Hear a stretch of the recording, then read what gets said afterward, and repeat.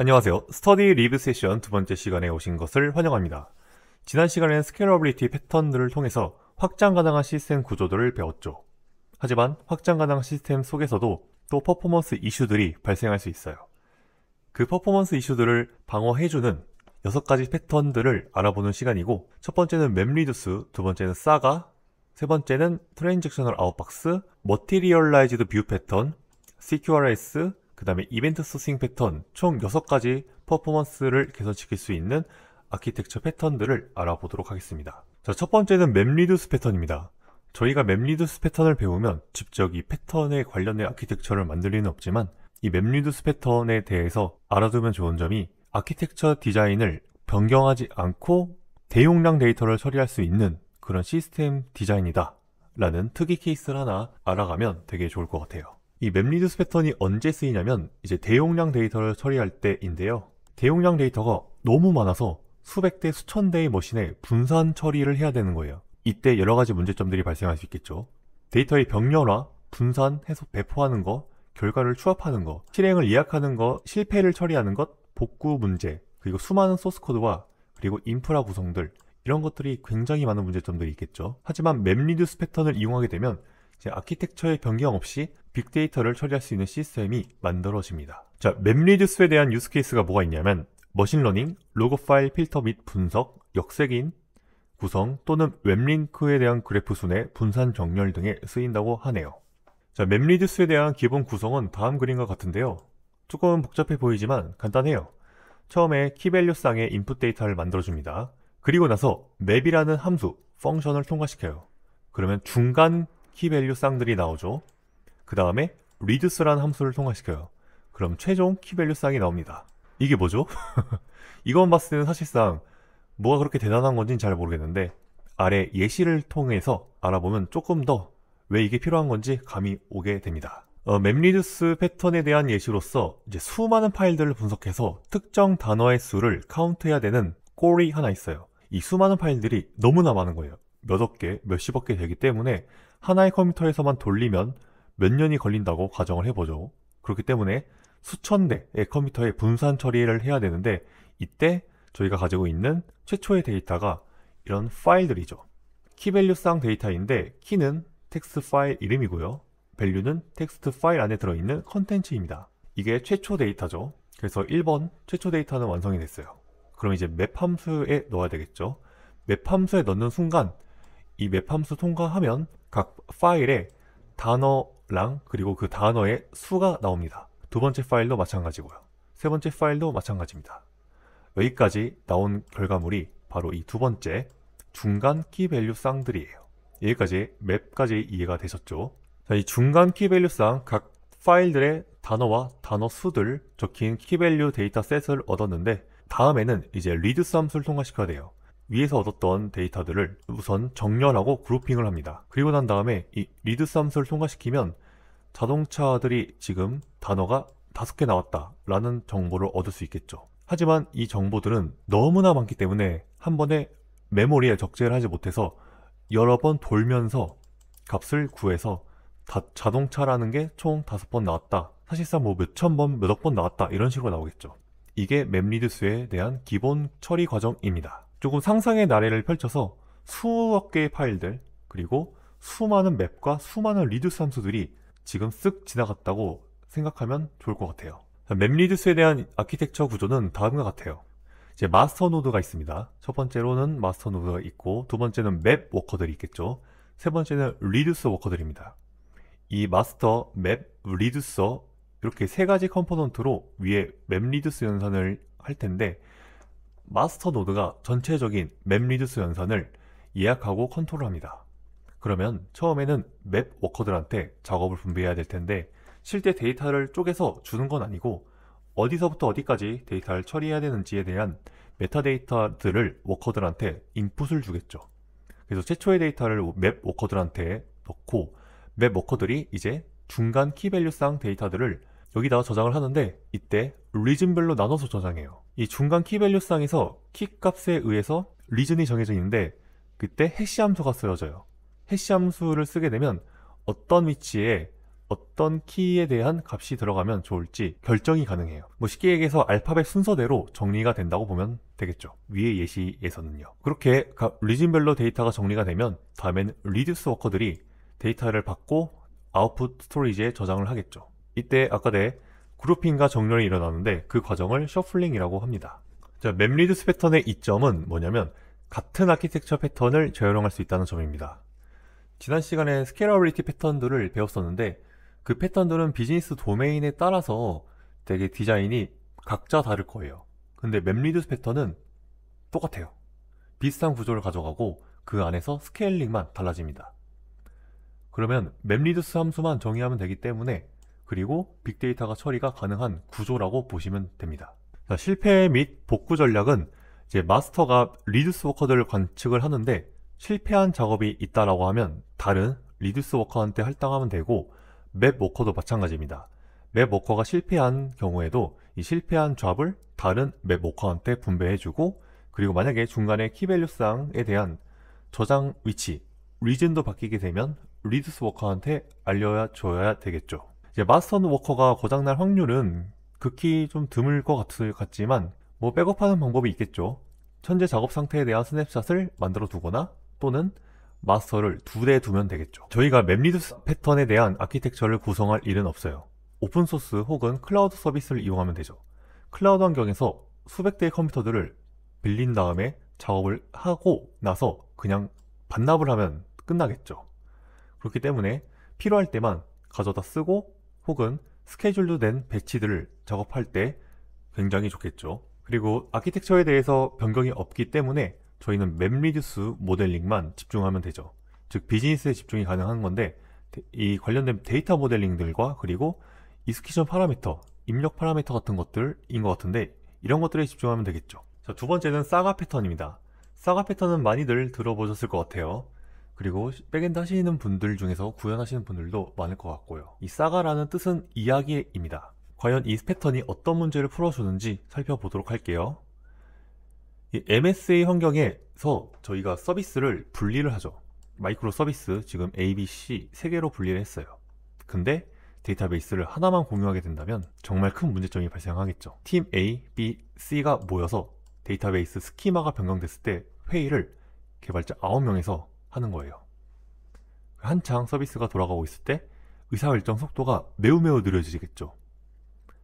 이거 자체가 MSA 안티 패턴입니다. 서비스를 기꺼이 3개로 분리했지만 의사결정은 모놀리틱인 그런 상황이에요. MSA 환경에서는 서비스마다 데이터베이스 하나씩 존재하는 게 맞아요. 이 아래 그림처럼 서비스 1에 데이터베이스 하나 붙고 2도 마찬가지고 3도 마찬가지예요. 근데 이때 문제가 데이터베이스가 분리되었기 때문에 ACID라는 트랜잭션 특성을 잃게 돼요. ACID가 무엇인지 아시죠? 이게 뭐냐면 트랜잭션이라고 하는 게 외부 옵저버에 의해서 단일 작업으로 표시되어야 하는 작업의 시퀀스. 이게 참 말이 어렵죠. 어쨌든 외부에서 API 하나를 불렀다고 해봅시다. 그럼 이 API는 성공하거나 또는 실패하거나 둘 중 하나여야 돼요. 근데 이런 밑에 MSA 환경에서 사실 첫 번째 DB에는 쓰고 두 번째 DB는 실패, 세 번째 DB는 실패하는 이런 0.3만큼만 성공하는 케이스가 발생할 수 있겠죠. 이게 바로 ACID의 특성을 잃었다라고 하는 겁니다. 이를 해결해야 하는 방법이 바로 사가 패턴입니다. 자, 사가 패턴에 대한 기본 구조는 다음과 같아요. 최초의 오퍼레이션이 들어오겠죠. 그러면 서비스 1에서 데이터베이스를 업데이트 치고 서비스 2도 이제 이어서 데이터베이스 업데이트 칩니다. 근데 서비스 3에서 데이터베이스 업데이트에 실패했어요. 그러면 이제 지금까지 했던 과정들을 롤백해야 돼요. 그럼 다시 서비스 2한테 요청을 해서 데이터베이스를 한마디로 이전 상태로 물어야 되는데, 이때 트랜잭션을 보상 트랜잭션이라고 합니다. 그럼 보상 트랜잭션으로 취소하고 서비스 1도 마찬가지로 취소하면 되겠죠. 그러면 이제 완벽한 실패가 됩니다. 완벽하게 롤백이 된 거예요. 이 과정을 구현하는 방법은 저희가 이미 알고 있어요. 이전 스케일러빌리티 패턴을 잘 이해했다라고 하면요. 방법은 두 가지, 오케스트레이션 패턴과 코레오그래피 패턴으로 구현하면 되겠죠.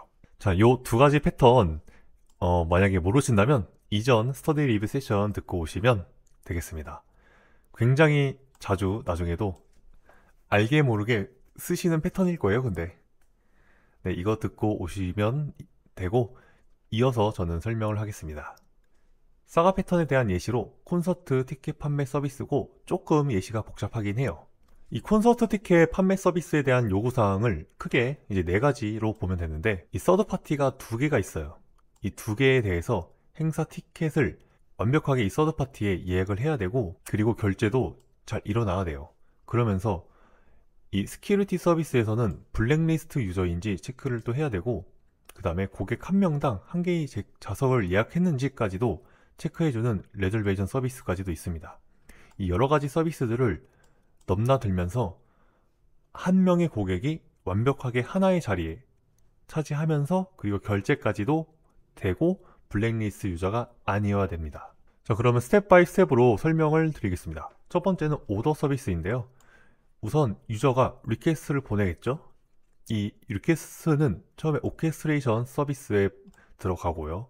다음에 오더 서비스를 찌릅니다. 오더 서비스에서 이제 좌석을 예약 상태로 DB를 업데이트 치는 거예요. 그럼 DB에는 바로 완벽한 업데이트가 아니고 일종의 대기 상태인 펜딩이 됩니다. 그리고 나서 이제 이어서 진행이 돼요. 그 다음에는 이제 시큐리티 서비스로 들어갑니다. 이 시큐리티 서비스에서는 이 유저가 블랙리스트인지 아닌지 판단을 해요. 만약에 블랙리스트라고 하면 여기서 다시 작업을 무르는 과정이 생기겠죠. 그러면 오더 서비스한테 다시 넘어가서 펜딩된 DB를 원래 상태로 롤백하고 끝나게 됩니다. 그럼 유저는 당신은 블랙리스트의 상에 오른 유저이므로 예약을 할 수 없습니다. 이런 식으로 에러 메시지를 받겠죠. 자, 이번에는 블랙리스트가 아니라서 이어서 진행을 해볼게요. 그러면 오더 서비스에서 DB에 펜딩까지 걸려져 있겠죠. 그러면 이제 빌링 서비스에서 서드 파티의 이제 결제 시도를 해야 될 텐데요. 자, 여기서 위에 그림에서 DB 펜딩 상태 걸려져 있고, 오더 갔다가 이제 시큐리티 갔다가 이상 없어서 빌링까지 왔어요. 빌링까지 와서 서드 파티한테 결제를 요청을 하려고 하는데 이 유저에 등록된 카드가 문제가 없어요. 그러면 데이터베이스에 펜딩을 넣을 거고, 그렇지 않다라고 하면 이 유저의 카드 정보가 잘못됐다거나 혹은 카드의 유효기간 만료 혹은 잔고가 없어서 결제 실패했다고 하면 역시 또 보상 트랜잭션이 들어가야 되겠죠. 다시 작업을 무르는 거예요. 펜딩 상태 없애버리고, 시큐리티 서비스는 이제 안 들어가도 되긴 해요. 다음에 오더 서비스 가서 이 펜딩 상태의 DB를 다시 보상 트랜잭션으로 돌리면 되겠죠. 그리고 유저한테 카드 정보를 다시 입력하거나 또는 잔고를 확인해 달라라는 피드백을 주면 되겠죠. 자, 결제까지 성공했다고 해볼게요. 참 실패할 이유는 많은데 성공할 이유는 하나네요. 오더 서비스 DB 펜딩까지 되어 있고 빌링도 펜딩까지 되어 있어요. 결제까지도 오케이 됐어요. 결제도 가능한 상태라고 하네요. 그럼 이제 레저베이션 서비스한테 가서 또 물어보겠죠. 사실상 여기 예약할 수 있는 좌석은 서드 파티예요. 즉 여기 있는 서비스 말고도 다른 서비스에서도 콘서트 티켓을 예약할 수 있는데 다른 서비스에서 이 자리가 매진이 된 거예요. 그럼 역시 지금까지 과정을 롤백해야 되겠죠. 롤백하는 과정은 아까랑 비슷하니까 넘어갈게요. 자, 서드 파티까지 성공했다고 치면 이제 이메일로 서비스한테 알려주기 전에 피벗 오퍼레이션이 들어갑니다. 아까 내 데이터베이스가 펜딩 상태였잖아요. 여기 오더에서도 펜딩이 있었고 빌링에서도 결제가 펜딩이었어요. 레저베이션은 이 서드 파티한테 갔다 오면서 이제 석세스로 변했으니까 지금까지 또 보상 트랜잭션의 개념이 아니고 피벗 오퍼레이션이라고 펜딩 상태를 석세스로 바꾸는 과정이 필요합니다. 그래서 빌링한테 가서 석세스로 바꾸고 오더한테 가서 석세스로 바꾸고, 그러고 나서 완벽하게 내부적인 작업이 끝나면 이메일 서비스를 통해서 유저한테 성공적으로 좌석이 예약됐다라고 전달하면 되겠죠. 참 여러가지 이유로 어쨌든 실패할 수 있고, 되돌리는 로직 또한 이 오케스트레이션 서비스에서 잘 컨트롤을 해야 되겠네요. 이걸 구현하는 방법 또 다른 거는 오케스트레이션 말고도 코레오그래피 패턴도 있었죠. 오케스트레이션 서비스는 일종의 동기적으로 처리를 했다라고 하면 이 오케스트레이션 대신에 이제 카프카 같은 거를 넣어서 메시지 브로커로 지금까지 과정들을 처리하면 되겠죠. 그게 썩 좋을 것 같지는 잘 모르겠는데 어쨌든 구현이 가능하다 이해하면 되고, 이제 사가 패턴은 오케스트레이션과 이제 비슷하니까 이제 넘어가도록 하겠습니다. 자, 사가 패턴의 특징, 그래서 요약해서 보면 이제 성공이랑 실패 모두 오퍼레이션이 있는데, 이제 실패하는 경우에는 보상 트랜잭션, 즉 롤백 오퍼레이션이 있고, 성공하는 경우에는 피벗 오퍼레이션이 있었습니다. 자, 세 번째 트랜잭셔널 아웃박스 패턴. 이걸 언제 써야 되냐면, 문제 정의를 한번 해볼게요. 자, 이런 구인구직 서비스 안에 있는 일부 수도 코드가 있는데요.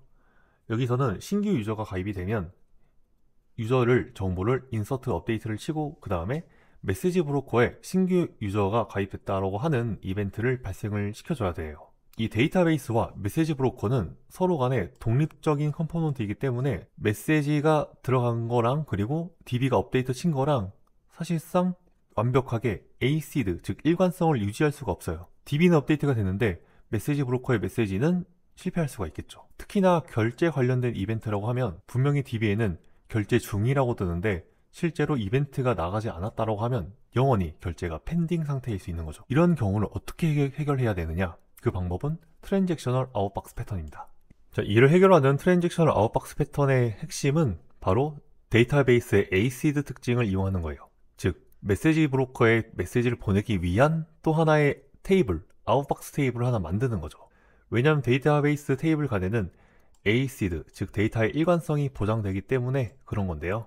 위 예시에서 유저가 새롭게 가입을 하면 유저 테이블이 업데이트가 되겠죠. 그러면 바로 메시지 브로커한테 보내는 게 아니고 그냥 아웃박스 메시지 테이블에 메시지를 보내야 됨이라고 DB를 업데이트 치는 거예요. 그러면 이 아웃박스를 보고 있는 메시지 릴레이 서비스가 하나 있어요. 이를 보고 있다가 메시지를 보내고 성공적으로 응답이 오면 이 메시지 보내는 테이블을 성공적으로 보냄이라고 업데이트 치는 거죠. 완벽하게 이 메시지 브로커와 그리고 유저의 업데이트 상태가 동기화가 됩니다. 자, 그럼에도 몇 가지 문제점들이 발생할 수 있는데요. 첫 번째 문제점은 이 메시지 서비스가 메시지를 2번 보내는 경우가 있어요. 어떠한 경우냐면 이 아웃박스 메시지 테이블에서 메시지 보내야 됨이라고 적혀 있어서 이 메시지 릴레이 서비스가 이걸 보고 메시지를 보내고 다시 이 메시지가 성공적으로 오는 동안에 얘가 죽어버린 거예요. 그러면 여기에는 여전히 메시지가 보내야 됨이라고 적혀 있겠죠. 그래서 이 릴레이 서비스가 나중에 부활하고 난 다음에 다시 이걸 보고 메시지를 또 2번 보내는 거예요. 이런 경우가 충분히 있을 수 있겠죠. 이걸 해결하는 방법은 멱등 연산입니다. 메시지를 중복해서 보내도 괜찮은 경우로 만드는 거예요. 특히나 결제 같은 거는 결제 아이디 정보를 부여를 해서 동일한 결제 아이디로 들어오게 되면 최초 결제만 허용하고 두 번째 결제는 그냥 드롭해버리면 되겠죠. 그 결제 아이디는 이 DB 정보에 있으니까 안전하게 잘 보관되어 있어요. 그래서 똑같은 결제 아이디로 메시지를 2번 보내도 이 다른 서비스에서는 이 첫 번째 요청만 통과시켜주고 두 번째 요청은 거절해주겠죠. 그렇기 때문에 메시지를 여러 번 보내도 이 문제점은 해결해 줄 수 있어요. 자, 두 번째 문제점은 이 아토믹 트랜잭션을 DB단에서 지원하지 않는 경우가 있겠죠. 대표적으로 NoSQL이 있는데요. 이 NoSQL은 이 유저 테이블 그리고 아웃박스 테이블이 따로 분리되어 있으면 ACID 특성을 잃어버리기 때문에 애초에 이걸 하나의 다큐먼트로 만들어 버리는 거예요. 그러면 ACID 특성이 유지되겠죠. 가능한 문제점 세 번째로는 이벤트의 순서가 뒤섞이는 경우예요. 이런 경우가 있는데요. 만약에 구독과 구독 취소라고 하는 케이스가 있다고 해볼게요. DB에 구독을 한 경우와 동시에 바로 구독을 취소해버리는 경우가 있는데, 이때 메시지 릴레이 서비스는 메시지에 구독 취소를 먼저 메시지를 보내고 구독을 하는 메시지를 그 다음에 보내게 되면 이 사용자는 분명히 구독을 취소했지만 이 채널에 대한 구독이 유지되고 있는 상태가 될 수 있습니다. 여러분 구독하셨나요? 이걸 해결하는 방법도 역시 시퀀스 아이디를 부여해서 시퀀스 아이디가 낮은 순서대로 메시지를 DB에서 읽어서 처리하면 되기 때문에 크게 큰 문제점이 될 수는 없을 것 같아요. 이 결론을 말씀드리면 DB 안에서 일어나는 트랜잭션과 다르게 이런 메시지 브로커를 이용한 비동기 이벤트를 처리하는 경우에는 데이터의 일관성이 보장되지 않을 수 있기 때문에 그때는 DB의 힘을 빌려서 이벤트 처리 로직도 감싸서 처리하면 원자성이 보장된다 라는 결론을 얻을 수 있습니다.